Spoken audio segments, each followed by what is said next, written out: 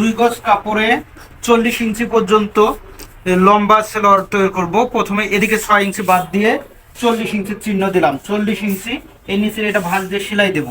এখানে উপরে 6 ইঞ্চি বাদ দিয়ে হাইয়ের জন্য 14 বা 14.5 থেকে 15 পর্যন্ত নিব।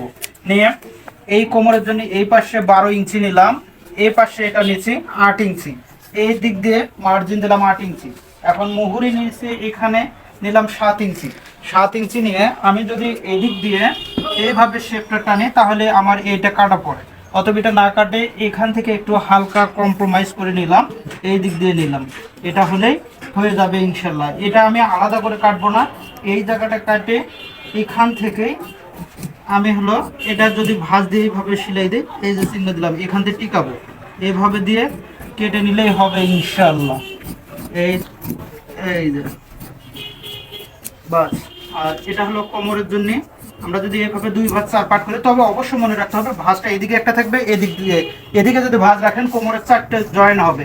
এখানে এখন কোমরের 2টো পার্ট থাকবে, তাহলে হয়ে যাবে। এই সেলোয়ারের জন্য অবশ্যই এই রাবারটা আমার 20 ইঞ্চি 19 ইঞ্চি বা 21 ইঞ্চি লম্বা নিলেই হবে। এটাতে আমি 20 ইঞ্চি দিয়ে দিলাম।